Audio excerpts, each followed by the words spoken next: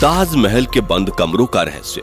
दोस्तों, होगी इस दुनिया में एक से बढ़कर एक इमारतें, लेकिन ताज जैसी कोई नहीं, क्योंकि इसकी बुनियाद में एक बादशाह ने अपना दिल रखा है।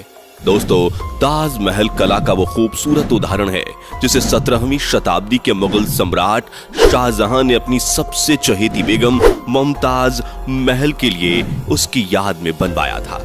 वो इमारत जितनी खूबसूरत है उतनी ही रहस्यों से भरी हुई है और कोई ना कोई विवाद इस इमारत के इर्द गिर्द घूमता ही रहता है। और सबसे बड़ा रहस्य है ताजमहल के 22 बंद कमरों का राज। आखिर क्यों बंद हैं ये कमरे? क्या इनमें हिंदू देवी देवताओं की मूर्तियां छिपी हुई हैं? क्या सच में ताजमहल शिव मंदिर को तोड़कर बना है? और सबसे बड़ी बात दोस्तों, क्या आपको पता है कि बिना सीमेंट के ताजमहल कैसे बनाया गया? जबकि आज तो बड़ी बड़ी बिल्डिंग्स और पुल वगैरह सीमेंट से ही बनते हैं और 100-100 साल तक खड़े भी रहते हैं, लेकिन ताजमहल तो बिना सीमेंट के बनाया गया है। तो फिर कैसे वो करीब 350 सालों से इतनी मजबूती से खड़ा है? फिर चाहे कितना ही बड़ा भूकंप आ जाए, चाहे कोई भी नेचुरल डिजास्टर हो जाए, ताजमहल वहीं का वहीं खड़ा है। आखिर कैसे? और क्या आपको पता है कि उस समय ताजमहल कितने रुपयों में बनाया गया होगा? और क्यों ताजमहल में आज तक कोई लाइट्स नहीं लगाई गई है? दोस्तों, आज का वीडियो पूरा देखना जरूर, क्योंकि इस वीडियो में आप ताजमहल के 22 ऐसे रहस्यों के बारे में जानोगे जो शायद ही पहले आपने कभी सुना होगा। बस वीडियो को स्टार्ट करने से पहले वीडियो को एक लाइक करके चैनल को सब्सक्राइब कर लीजिए। चलिए शुरू करते हैं। नंबर 22, ताजमहल के रहस्य में सबसे पहला रहस्य तो ताजमहल की नींव से ही जुड़ा हुआ है। जब क्योंकि ताजमहल यमुना नदी के पास है, तो ऐसी नमी वाली रेतीली मिट्टी में किसी भी इमारत की नींव खड़ी करना यकीनन एक मुश्किल भरा काम हो सकता था। लेकिन दाद देनी पड़ेगी उस वक्त के मुगल सल्तनत के इंजीनियर्स की, जिन्होंने इतनी नमी वाली जमीन में ऐसी पक्की नींव बनाकर तैयार की जिसके बलबूते आज भी इतनी बड़ी इमारत सही सलामत टिकी हुई है। दरअसल ताजमहल की नींव बनाते समय ताज के चारों ओर बहुत से कुएं खोदे गए। इन कुओं में ईंट पत्थर डालकर इन पर आबनूस और महोगनी की लकड़ियों से ताजमहल की फाउंडेशन बनाई गई। ये कुएं ताज की नींव को मजबूत बनाते हैं। आबनूस और महोगनी की लकड़ियों में एक खासियत होती है कि इन्हें जितनी नमी मिलती रहेगी ये उतनी ही फौलादी और मजबूत रहेंगी। और इन लकड़ियों को नमी ताज के पास बहने वाली यमुना नदी के पानी से मिलती है। यमुना के पानी का स्तर हर साल घट रहा है और लकड़ियों में नमी की कमी आ गई है। यही वजह है कि सन 2010 में ताज में दरारें देखी गईं। दोस्तों, आपने देखा होगा कि ताजमहल के आसपास के चारों मीनार एक दूसरे से परपेंडिकुलर खड़े हैं। मतलब यह कि ताजमहल की जो 4 मीनारें हैं ये बिल्कुल सीधी नहीं खड़ी हैं, बल्कि चारों बाहर की तरफ हल्की सी झुकी हुई हैं। और इन्हें ऐसा ही बनाया गया था ताकि भूकंप जैसी आपदा आने पर अगर ये गिरे भी तो बाहर की तरफ गिरे। दरअसल ऐसा इसलिए किया गया है कि अगर कभी जोर का भूकंप आता भी है तो वह चारों मीनार ताजमहल से दूर जाकर गिर जाएं और इस तरह भूकंप के झटके ताजमहल तक पहुंचने से पहले ही इन मीनारों में ऑब्जॉर्ब हो जाएं और ताजमहल को कोई नुकसान ना पहुंचे। नंबर 20, हजारों टूरिस्ट जो ताजमहल देखने आते हैं वो ये नहीं जानते कि वो जो सामने देख रहे हैं वो ताज का पिछला हिस्सा है। दरअसल जो शाही दरवाजा है वो नदी के किनारे दूसरी तरफ है। आज ज्यादातर टूरिस्ट ताज को वैसा नहीं देख पाते जैसा कि शाहजहां चाहते थे। मुगल काल में ताज तक पहुंचने के लिए नदी ही एक मुख्य रास्ता थी और ये एक तरह का हाईवे था। बादशाह और उनके मेहमान नाव में बैठकर यहाँ आते थे। नदी के किनारे एक चबूतरा हुआ करता था। नदी बढ़ती गई और वो बहुत पहले ही नष्ट हो गया। बादशाह और उनके मेहमान उसी चबूतरे से ताज आया करते थे। नंबर 19, दोस्तों, ये कहा जाता रहा है कि शाहजहां ने ताजमहल बनाने वाले वर्कर्स के हाथ कटवा दिए थे, लेकिन ये बात एक अफवाह जैसी लगती है क्योंकि इस बात का कोई प्रमाण मौजूद नहीं है। बहुत से इतिहासकारों का मानना है कि शाहजहां ने वर्कर्स और कारीगरों को जिंदगी भर की पगार देकर उनसे इकरारनामा लिखवाया था कि वो ऐसी कोई दूसरी इमारत नहीं बनाएंगे, क्योंकि 20,000 वर्कर्स जिन्होंने ताजमहल बनाया था, क्या एक ही दिन में उन सब के हाथ काटना मुमकिन लगता है? क्या सबको एक एक करके बुलाया गया कि आओ यह दिन इतने मजदूर के हाथ काटेंगे और उस दिन इतने मजदूर के हाथ काटेंगे? अगर ऐसा होता तो जैसे ही हाथ कटने शुरू होते तो बहुत से मजदूर भाग खड़े होते और हिस्टोरिकली देखा जाए तो इस चीज का जीरो एविडेंस है। नंबर 18, कुतुब मीनार भारत की सबसे ऊंची मीनार है, लेकिन शायद आपको जानकर हैरानी होगी कि ताजमहल की ऊंचाई कुतुब मीनार से भी ज्यादा है। ताजमहल 73 मीटर ऊंचा है, जबकि कुतुब मीनार की ऊंचाई 72.5 मीटर है। नंबर 17, ताजमहल के साथ में उसके 22 कमरों का रहस्य भी जुड़ा हुआ है, जिसके बारे में लोगों का कहना है कि उन 22 कमरों में हिंदू देवी देवताओं की मूर्तियां बंद हैं। दरअसल दोस्तों, जब यह अफवाह ज्यादा फैलने लगी और कुछ मीडिया वालों ने सोशल मीडिया पर डिबेट को जबरदस्ती जारी रखा, जिसके चलते ASI के सोर्सेज ने इंडियन एक्सप्रेस को बता दिया कि जो 22 रूम्स हैं, असल में ये रूम्स नहीं है, बल्कि यह एक लंबा सा कॉरिडोर है जिस पर दरवाजे लगाए गए हैं। और ऐसा भी नहीं है कि इन बंद दरवाजों को सदियों से खोला ना गया हो। ASI के स्टाफ के अकॉर्डिंग हर 1 से 2 हफ्ते में इन बंद दरवाजों को खोलकर अंदर की सफाई की जाती है। इन सब के बावजूद प्रोपागेंडा थमने का नाम नहीं ले रहा था, जिसके बाद आर्कियोलॉजिकल सर्वे ऑफ इंडिया ने इन बंद कमरों के अंदर की फोटोज पब्लिकली दिखा दी।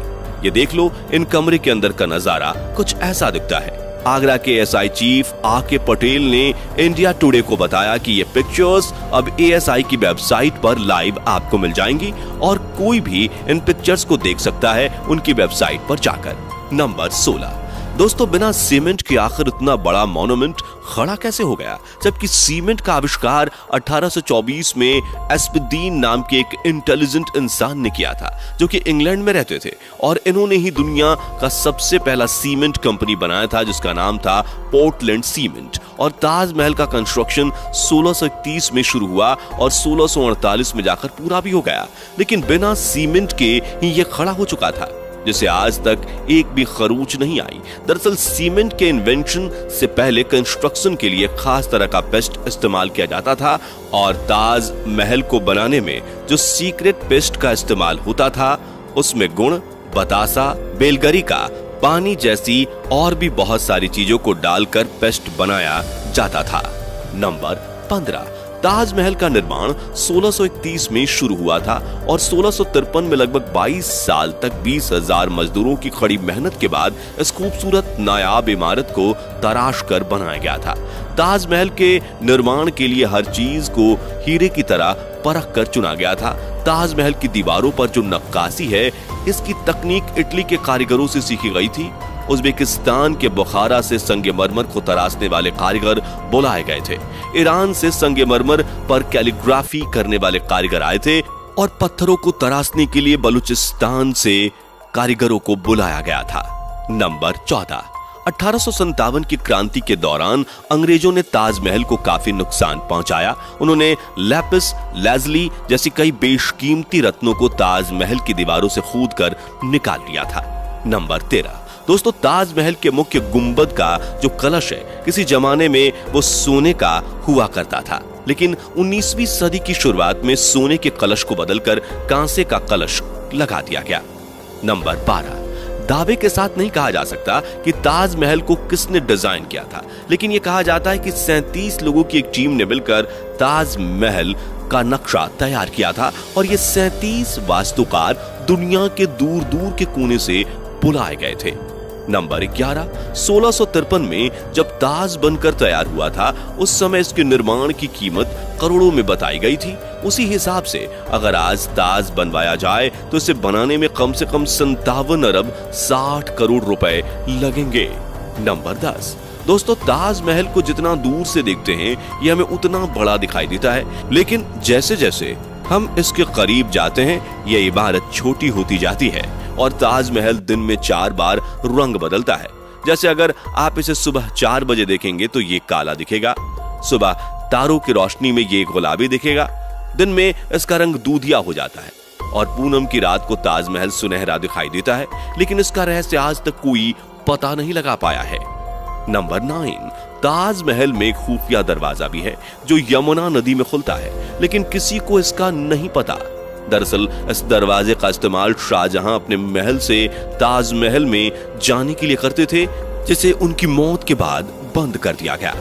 नंबर 8, ताजमहल को बनाने के लिए सफेद संगमरमर राजस्थान के मकराना से लाए गए थे, जेड और क्रिस्टल चाइना से मंगाए गए थे, लैपिस लेजली अफगानिस्तान से आया था और कार्नेलियन अरब से आया था। कुल मिलाकर ऐसे ही 28 किस्म के बेशकीमती रत्नों को दुनिया भर के अलग अलग देशों से मंगवाकर सफेद संगमरमर में जड़ा गया था।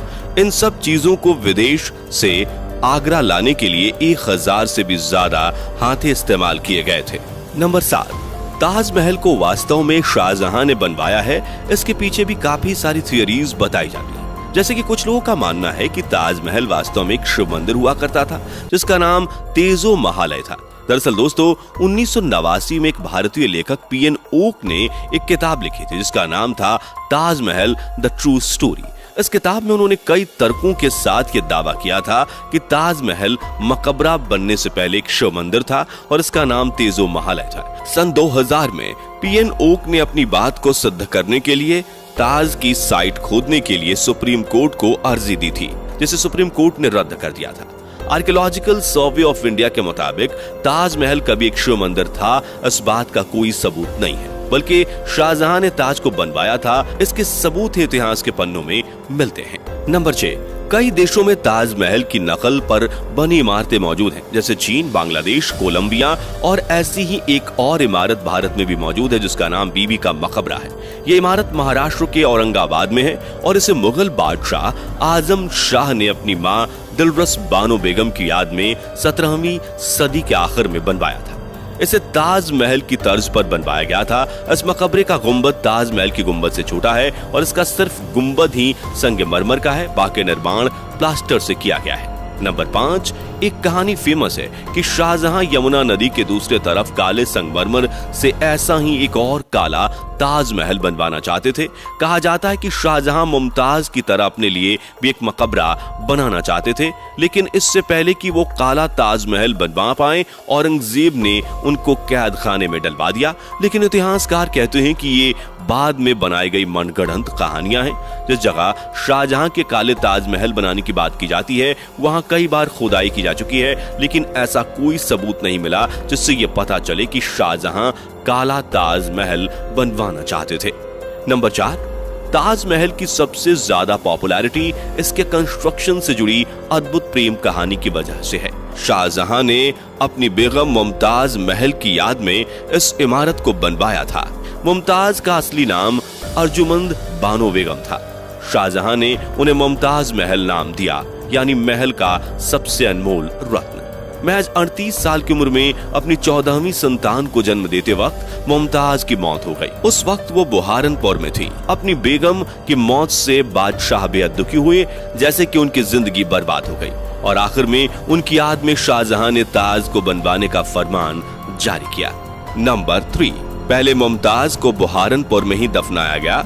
इसके बाद शाहजहां ने ताज को बनवाना शुरू किया। उसके बाद बुहारनपुर से मुमताज की डेड बॉडी को निकालकर जहां ताज महल बन रहा था उसके पास एक गार्डन में दफनाया गया। ताज महल को तैयार होने में 22 साल लगे, जब तक मुमताज की डेड बॉडी गार्डन में बनाई गई कब्र में ही दफन रही। बाद में उसे ताज महल के अंदर मुख्य गुंबद के नीचे दफनाया गया। नंबर 2, जिस वक्त शाहजहां बादशाह बने वो मुगल सल्तनत का सबसे सुनहरा दौर था, या यूं कहें शाहजहां का जमाना मुगल हुकूमत के पसंद जैसा था।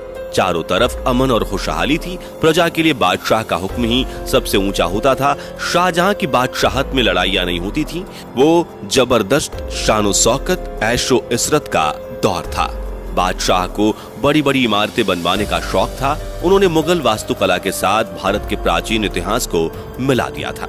नंबर 1, शाहजहां जानते थे कि ये दौलत, ये ताकत, ये शानो शौकत एक दिन सब खत्म हो जाएगा।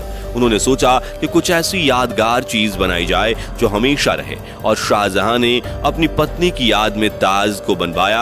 आज बादशाह ही नहीं रहे, उनकी हुकूमत नहीं रही और उनकी सल्तनत को भी खत्म हुए कई जमाने गुजर गए। बस एक ताज है जिसने बादशाह की सदियों पुरानी प्रेम कहानी को खुद में संजोए रखा है। प्रकृति की गोद में चांद सी जगमगाती ये भव्य इमारत सदियों से दो प्रेमियों के प्यार की अमर कहानी सुनाती आई है और सदियों तक सुनाती रहेगी।